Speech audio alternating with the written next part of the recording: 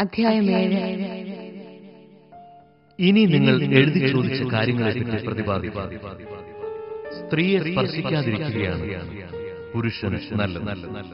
എന്നാൽ വ്യഭിചാരം ചെയ്യാൻ പ്രലോഭനങ്ങൾ ഉണ്ടാകാമെന്നതുകൊണ്ട് പുരുഷന് ഭാര്യയും സ്ത്രീക്ക് ഭർത്താവും ഉണ്ടായിരിക്കും. ഭർത്താവ് ഭാര്യയോടുള്ള ദാമ്പത്യധർമ്മം നിറവേറ്റ, അതുപോലെ തന്നെ ഭാര്യയുടെ ശരീരത്തിന്മേൽ അവൾക്കല്ല അധികാരം, ഭർത്താവിനാണ്. അതുപോലെ തന്നെ ഭർത്താവിന്റെ ശരീരത്തിന്മേൽ അവനല്ല ഭാര്യയ്ക്കാണ് അധികാരം. പ്രാർത്ഥനാ ജീവിതത്തിനായി ഇരുവരും തീരുമാനിക്കുന്നു. കുറെ കാലത്തേക്കല്ലാതെ പരസ്പരം നൽകേണ്ട അവകാശങ്ങൾ നിഷേധിക്കരുത്. അതിനുശേഷം ഒന്നിച്ചു ചേരുകയും വേണം. അല്ലാത്ത പക്ഷം നിങ്ങളുടെ സംയമനക്കുറവ് നിമിത്തം പിശാച് നിങ്ങളെ പ്രലോഭിപ്പിക്കും. ഇത് ഒരു ആനുകൂല്യമായിട്ടാണ് ഞാൻ പറയുന്നത്, കൽപ്പനയായിട്ട്. എല്ലാവരും എന്നെപ്പോലെ ആയിരുന്നെങ്കിലെന്ന് ഞാൻ ആശിക്കുന്നു. എന്നാൽ ദൈവത്തിൽ ഓരോരുത്തർക്കും പ്രത്യേക ദാനങ്ങളാണ് ലഭിക്കുന്നത്. അവിവാഹിതരോടും വിധവകളോടും ഞാൻ പറയുന്നു, എന്നെപ്പോലെ ആയിരിക്കുന്നതാണ് അവർക്ക് നല്ലത്. എന്നാൽ സംയമനം സാധ്യമല്ലാത്ത വിവാഹം ചെയ്യും. വികാരം കൊണ്ട് ദഹിക്കുന്നതിനേക്കാൾ വിവാഹിതരാകുന്നതാണ് നല്ലത്. വിവാഹിതരോട് ഞാൻ കൽപ്പിക്കുന്നു, ഞാനല്ല കർത്താവ് തന്നെ കൽപ്പിക്കുന്നു, ഭാര്യ ഭർത്താവിൽ നിന്ന് വേർപിരിയരുത്. അഥവാ വേർപിരിയുന്നെങ്കിൽ അവിവാഹിതയെ പോലെ ജീവിക്കും. അല്ലെങ്കിൽ ഭർത്താവുമായി രമ്യപ്പെടണം. ഭർത്താവ് ഭാര്യയെ ഉപേക്ഷിക്കരുത്. ശേഷമുള്ളവരോട് കർത്താവല്ല, ഞാൻ തന്നെ പറയാം. ഏതെങ്കിലും സഹോദരൻ അവിശ്വാസിനിയായ ഭാര്യ ഉണ്ടായിരിക്കുകയും അവൾ അവനോടൊത്ത് ജീവിക്കാൻ സമ്മതിക്കുകയും ചെയ്താൽ അവൻ അവളെ ഉപേക്ഷിക്കും. ഏതെങ്കിലും സ്ത്രീക്ക് അവിശ്വാസിയായ ഭർത്താവ് ഉണ്ടായിരിക്കുകയും അവൻ അവളോടൊത്ത് ജീവിക്കാൻ സമ്മതിക്കുകയും ചെയ്താൽ അവൾ അവനെ ഉപേക്ഷിക്കും. എന്തെന്നാൽ അവിശ്വാസിയായ ഭർത്താവ് ഭാര്യ മുഖേനയും അവിശ്വാസിനിയായ ഭാര്യ ഭർത്താവ് മുഖേനയും വിശുദ്ധീകരിക്കപ്പെടുന്നു. അല്ലെങ്കിൽ നിങ്ങളുടെ മക്കൾ അശുദ്ധരാകുമായിരുന്നു. എന്നാൽ ഈ സ്ഥിതിയിൽ അവർ വിശുദ്ധരത്രേ. അവിശ്വാസിയായ ജീവിത പങ്കാളി വേർപിരിഞ്ഞു പോകാൻ ആഗ്രഹിക്കുന്നെങ്കിൽ അപ്രകാരം ചെയ്തുകൊള്ളട്ടെ. അത്തരം സന്ദർഭങ്ങളിൽ ആ സഹോദരന്റെയോ സഹോദരിയുടെയോ വിവാഹബന്ധം നിലനിൽക്കുന്നില്ല. ദൈവം നിങ്ങളെ സമാധാനത്തിലേക്കാണ് വിളിച്ചിരിക്കുന്നത്. അല്ലയോ സ്ത്രീ, നിനക്ക് ഭർത്താവിനെ രക്ഷിക്കാനാവുമോ എന്ന് എങ്ങനെ അറിയാൻ? അല്ലയോ പുരുഷ, നിനക്ക് ഭാര്യയെ രക്ഷിക്കാനാവുമോ എന്ന് എങ്ങനെ അറിയാൻ? ദൈവത്തിന്റെ നിയോഗവും വിളിയുമനുസരിച്ച് ഓരോരുത്തരും ജീവിതം നയിക്കും. ഇതാണ് എല്ലാ സഭകളോടും ഞാൻ കൽപ്പിക്കുന്നത്. ആരെങ്കിലും ദൈവവിളി സ്വീകരിക്കുമ്പോൾ പരിച്ഛേദനം ചെയ്യപ്പെട്ടിട്ടുണ്ടെങ്കിൽ അതിന്റെ അടയാളങ്ങൾ മാറ്റാൻ ശ്രമിക്കേണ്ട. ആരെങ്കിലും വിളി സ്വീകരിക്കുമ്പോൾ പരിച്ഛേദനം ചെയ്യപ്പെട്ടിട്ടില്ലെങ്കിൽ പിന്നെ പരിച്ഛേദനം ചെയ്യേണ്ടത്. പരിച്ഛേദിതനോ അപരിച്ഛേദിതനോ എന്ന് നോക്കേണ്ട. ദൈവകൽപ്പനകൾ പാലിക്കുക എന്നതാണ് സർവപ്രധാനം. വിളിക്കപ്പെട്ടപ്പോഴുള്ള അവസ്ഥയിൽ തന്നെ ഓരോരുത്തരും തുടർന്നുകൊള്ളട്ടെ. ദൈവം നിന്നെ വിളിച്ചപ്പോൾ നീ അടിമയായിരുന്നു, സാരമില്ല. സ്വതന്ത്രനാകാൻ സാധ്യതയുണ്ടെങ്കിൽ അത് പ്രയോജനപ്പെടുത്തിക്കൊള്ളു. എന്തെന്നാൽ അടിമയായിരിക്കുമ്പോൾ കർത്താവിന്റെ വിളി ലഭിച്ചവൻ കർത്താവിനാൽ സ്വതന്ത്രനാക്കപ്പെട്ടവനാണ്.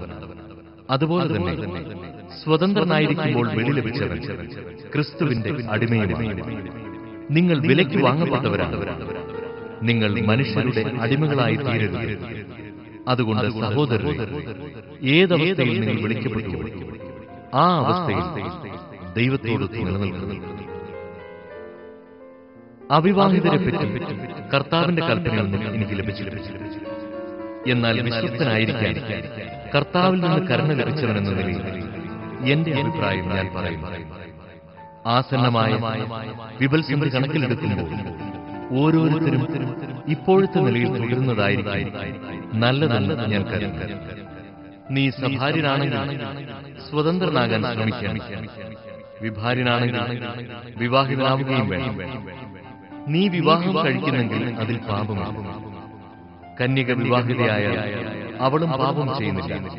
എന്നിരിക്കലും വിവാഹിതരാകുന്നവർക്ക് ലൗകിക ക്ലേശങ്ങൾ ഉണ്ടാകും. അതിൽ നിന്ന് നിങ്ങളെ ഒഴിവാക്കാനാണ് എന്റെ ശ്രമം. സഹോദരരെ, സമയം പരിമിതമാണ്. ഇനിമേൽ ഭാര്യമാരുള്ളവർ ഇല്ലാത്തവരെ പോലെ, വിലപിക്കുന്നവർ വിലപിക്കാത്തവരെ പോലെ, ആഹ്ലാദിക്കുന്നവർ ആഹ്ലാദിക്കാത്തവരെ പോലെയും, വാങ്ങുന്നവർ ഒന്നും കൈവശമില്ലാത്തവരെ പോലെയും, ലോകകാര്യങ്ങളിൽ ഇടപെടാത്തവരെ പോലെയുമായിരിക്കും. എന്തെന്നാൽ ഈ ലോകത്തിന്റെ രൂപഭാവങ്ങൾ മാറി മാറിക്കൊണ്ടിരിക്കുന്നു. നിങ്ങൾക്ക് ഉത്കണ്ഠയുണ്ടാകരുതെന്ന് ഞാൻ ആഗ്രഹിക്കുന്നു. അവിവാഹിതൻ കർത്താവിനെ എങ്ങനെ സംപ്രീതനാക്കാമെന്ന് ചിന്തിച്ച് കർത്താവിന്റെ കാര്യങ്ങളിൽ തൽപരനാകുന്നു. വിവാഹിതൻ സ്വഭാര്യയെ എങ്ങനെ പ്രീതിപ്പെടുത്താമെന്ന് ചിന്തിച്ച് ലൗകിക കാര്യങ്ങളിൽ തൽപരനാകുന്നു. അവന്റെ താൽപര്യങ്ങൾ വിഭജിക്കപ്പെട്ടിരിക്കുന്നു. അവിവാഹിതയായ സ്ത്രീ കന്യക ആത്മാവിലും ശരീരത്തിലും വിശുദ്ധി പാലിക്കാനായി കർത്താവിന്റെ കാര്യങ്ങളിൽ തൽപരരാണ്. വിവാഹിതയായ സ്ത്രീയാകട്ടെ ഭർത്താവിനെ എങ്ങനെ സന്തോഷിപ്പിക്കാമെന്ന് ചിന്തിച്ച് ലൗകിക കാര്യങ്ങളിൽ തൽപരയാകുക. ഞാനിത് പറയുന്നത് നിങ്ങളുടെ നന്മയ്ക്ക് വേണ്ടി, നിങ്ങളുടെ സ്വാതന്ത്ര്യത്തെ തടയാനടയാണ്. പ്രത്യുത നിങ്ങൾ ഉചിതമായ ജീവിതക്രമവും കർത്താവിനെ ഏകാഗ്രമായി ശുശ്രൂഷിക്കാൻ അവസരവും ഉണ്ടാകാൻ വേണ്ടിയാണ്. ഒരുവന് തന്റെ കന്യകയോട് സംയമനത്തോടുകൂടി പെരുമാറാൻ സാധിക്കുകയില്ലെന്ന് തോന്നിയ അവൾ യൗവനത്തിന്റെ വസന്തം പിന്നിട്ടവളെങ്കിലും അനിവാര്യമെങ്കിൽ അവന്റെ ഹിതം പോലെ പ്രവർത്തിക്കട്ടെ. അവർ വിവാഹം കഴിക്കട്ടെ, അത് പാപമല്ല. എന്നാൽ ആത്മസംയമനം പാലിക്കാൻ ബുദ്ധിമുട്ടില്ലാത്ത ആരെങ്കിലും തന്റെ കന്യകയായി തന്നെ സൂക്ഷിക്കാൻ ദൃഢനിശ്ചയം ചെയ്യുന്നെങ്കിൽ അവന്റെ പ്രവൃത്തി ഉത്തമമാണ്. തന്റെ കന്യകയെ വിവാഹം ചെയ്യുന്നവൻ ഉചിതമായി പ്രവർത്തിക്കും. എന്നാൽ വിവാഹം ചെയ്യാതിരിക്കുന്നവൻ കൂടുതൽ ശ്ലാഘനീയനാണ്. ഭർത്താവ് ജീവിച്ചിരിക്കുന്നിടത്തോളം കാലം ഭാര്യയുടെ വിവാഹബന്ധം നിലനിൽക്കുന്നു. ഭർത്താവ് മരിച്ചുപോയാൽ ഭാര്യയ്ക്ക് ഇഷ്ടമുള്ളവനെ ഭർത്താവായി സ്വീകരിക്കാൻ സ്വാതന്ത്ര്യമുണ്ട്. അത് കർത്താവിന് യോജിച്ച വിധത്തിലായിരിക്കണമെന്ന് മാത്രം. എന്റെ അഭിപ്രായത്തിൽ വിധവയായിട്ടായി കഴിയുന്നതാണ് അവൾക്ക് കൂടുതൽ സൗഭാഗ്യകരം. ദൈവാത്മാവ് എനിക്കുമുണ്ടെന്ന് ഞാൻ കരുതുന്നു. അധ്യായം 8. ഇനി വിഗ്രഹങ്ങൾക്ക് അർപ്പിച്ച ഭക്ഷണ സാധനങ്ങളെ പറ്റി പറയാം. ഇക്കാര്യത്തിൽ നമുക്കറിവുണ്ടെന്നാണല്ലോ സങ്കല്പം. അറിവ് അഹന്ത ജനിപ്പിക്കും, സ്നേഹമോഹം ആത്മോത്കർഷം വരുത്തും. അറിവുണ്ടെന്ന് ഭാവിക്കുന്നവൻ അറിയേണ്ടത് അറിയുന്നു. എന്നാൽ ദൈവം തന്നെ സ്നേഹിക്കുന്നവനെ അംഗീകരിക്കുന്നു. വിഗ്രഹങ്ങൾക്ക് അർപ്പിച്ച ഭക്ഷണ സാധനങ്ങളെ പറ്റിയാണ്. ലോകത്തിൽ വിഗ്രഹമെന്നൊന്നില്ലെന്നും ഏകദൈവമല്ലാതെ മറ്റൊരു ദൈവമില്ലെന്നും നമുക്കറിയാം. ദൈവങ്ങൾ എന്ന് വിളിക്കപ്പെടുന്നവർ ആകാശത്തിലും ഭൂമിയിലുമുണ്ടെന്നിരിക്കട്ടെ. അങ്ങനെ പല ദേവന്മാരും നാഥന്മാരും. എങ്കിലും നമുക്ക് ഒരു ദൈവമേ.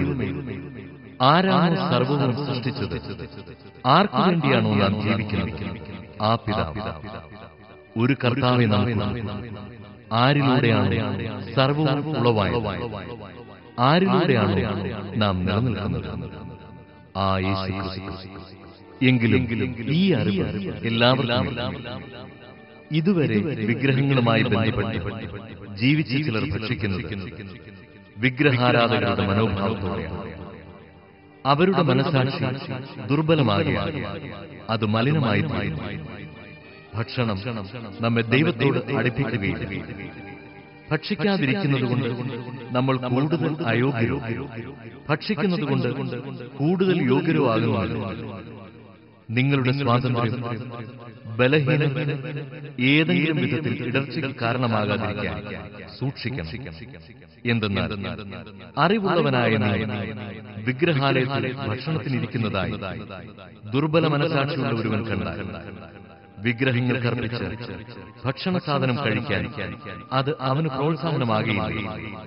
അങ്ങനെ നിന്റെ അറിവ് ക്രിസ്തു ആർക്കുവേണ്ടി മരിച്ചു ആ ബലഹീന സഹോദരന് നാശകാരണമായി തീർന്നു.